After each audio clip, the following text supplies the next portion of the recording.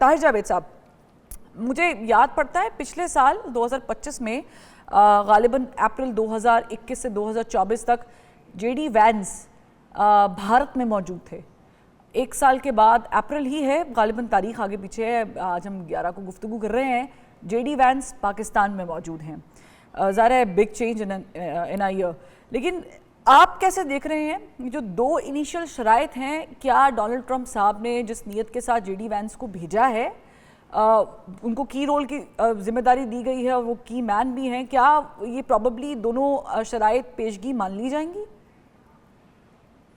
देखिए, पेशगी तो मैं नहीं समझता कि कोई भी चीज़ पहले ही ओपनिंग इनका जो होगा उसके बाद ये अपनी अपनी डिमांड के ऊपर there should be side rooms के अंदर बैठ के ये कम्युनिकेशन करेंगे।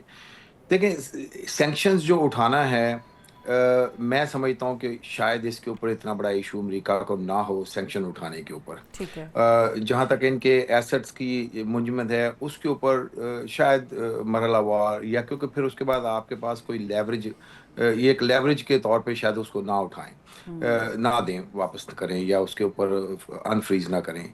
तीसरी चीज़ जो है, जो ईरान की डिमांड, ये जो बड़ी इम्पोर्टेंट है कि स्टेट ऑफ हॉर्मस के अंदर उनकी अटानमी को माना जाए और वो हर शिप के ऊपर चार्जेस लें, और वो भी एक सुनने में जो आई है $2 मिलियन पर शिप।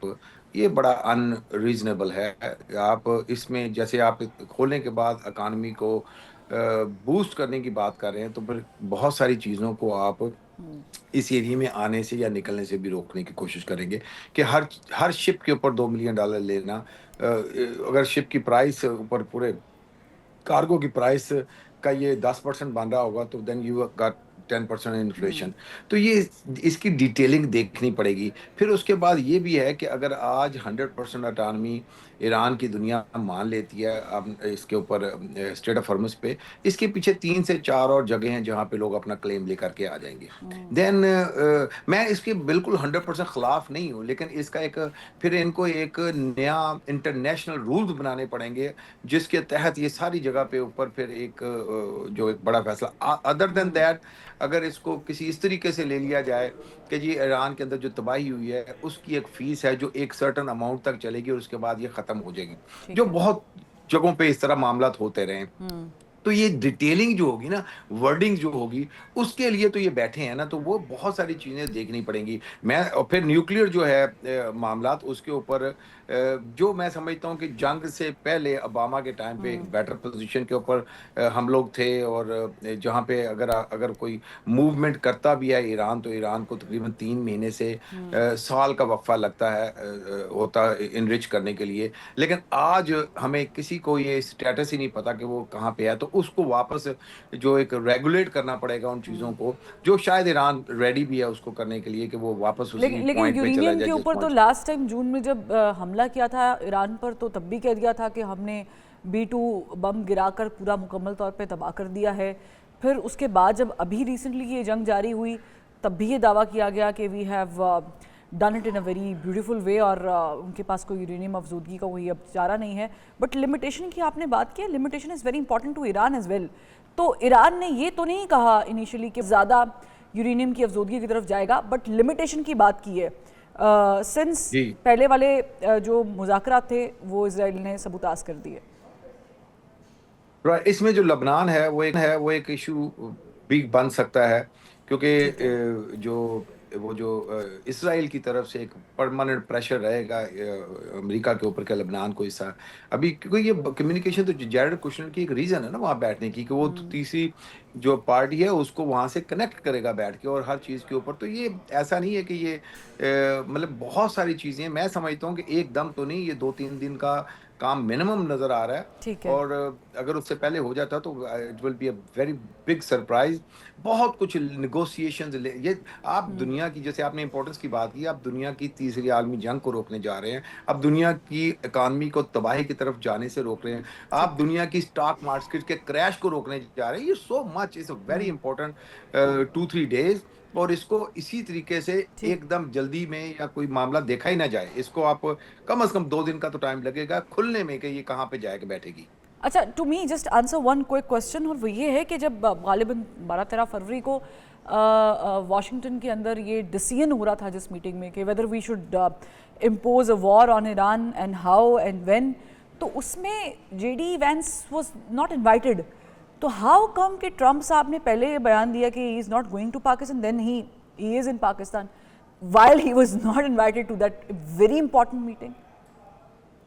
देखें, डोनाल्ड ट्रंप का जो ये था ना कि मैं वार के अगेंस्ट हूँ, उस पे इनके जो जो मेंटरशिप इनकी जो की थी वो जेडी वैंस तो अपने इलेक्शन कैंपेन के अंदर से कि भी एंटी वार बड़ी देर से, और उसका अपना उसी स्लोगन पे ये इलेक्शन जीते थे, उन्हीं चीज़ों के ऊपर ये पीस नोबेल पीस प्राइज मांग रहे थे।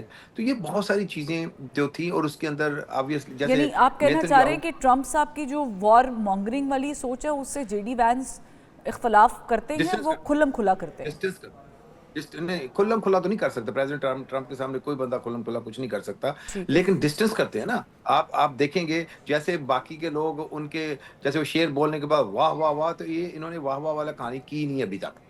ओके। तो ये अपने आप को डिस्टेंस करते हैं जंगों के, जिसके ऊपर ये बहुत बड़ी। अच्छा, दूसरी चीज आप ये देखें कि जेडी वैंस ने अगला इलेक्शन एज ए प्रेसिडेंट लड़ना है। आज अगर जेडी वैंस यहाँ से फेल होकर वापस जाते हैं तो फिर वे जनरल इलेक्शन छोड़ दें या अपनी पार्टी का जो प्राइमरी इलेक्शन भी हार जाएंगे, क्योंकि ये बहुत बड़ा फेलियर इनके खाते में पड़ जाएगा। तो ये that's why you saw the great body language when he came out of the plane and met with the prime minister and all that. तो he is 100% willing to take the But victory my question with is him. that what changed Donald Trump's mind while he was giving a very bold statement to the media that Vance is not going to Pakistan, and then he switched it and we welcomed नहीं, Iran Vance को in the Iran morning. को दूसरे जो नहीं Iran को जो दूसरे दो साहिबान गए हैं अमेरिका की तरफ, उन पे Jared Kushner and Witkoff, yeah. तो ट्रस्ट ही नहीं है ना। उन्होंने तो हाँ कुछ, हाँ, इसीलिए तो ईरान ने एम्फसाइज किया है कि ये। अच्छा, अब आ जाएगी जब गारंटीज की बात, तो देन इससे बड़ा इशू तो वहां पे आएगा कि कौन किसकी कहाँ गारंटी देगा। ठीक है। कौन कौन शख्स है जो डोनाल्ड ट्रंप की गारंटी दे सकता है इस वक्त। मेरा ख्याल है कि अगर पाकिस्तान थोड़ा बहुत इसके अंदर ये कहे कि मैं वापस आपको टेबल पे जाए, इस तरह की गारंटियां दी जा सकती हैं छोटी ठीक। मोटी। ये तो नहीं किया सकती माइंड चेंज कर देंगे हम किसी का, या इसराइल की गारंटी तो अमेरिका नहीं दे सकता कि वो कहाँ कहाँ पे सीज फायर करेगा।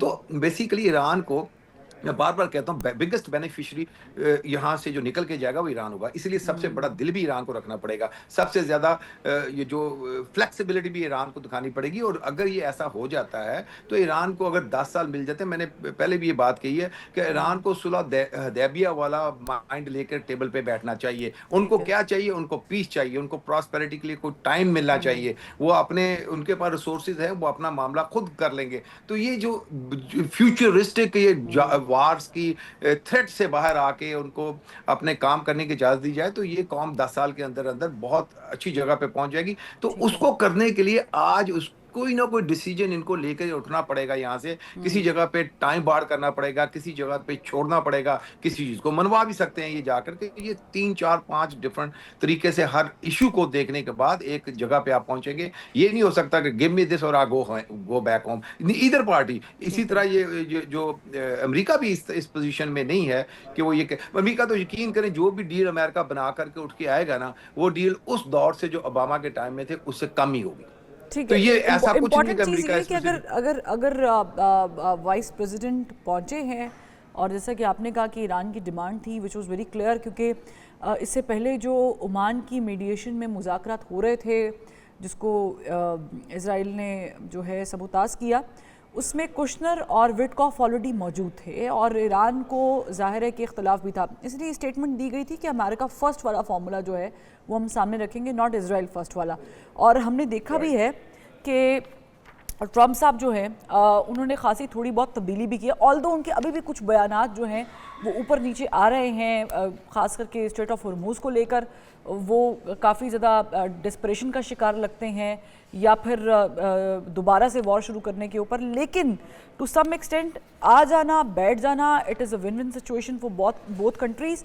उसकी वजह यह है कि ये मुज़ाकरात अगर कामयाब, गॉड फॉरबिड, नहीं भी होते, लेकिन ये इतनी कामयाबी हो गई that both parties will be clear और उनको पता होगा कि हम क्या मुज़ाकरात लेकर आए थे। बड़ी इंपॉर्टेंट चीज़ ये है। सना मिर्ज़ा साहिबा साथ मौजूद हैं, मैं पैनल से पूछना चाहूँगी ताकि हम उनको भी इन्वॉल्व करें इस गुफ्तगू में, ताकि जो सवालात हैं उनकी ऊपर भी बात की जा सके।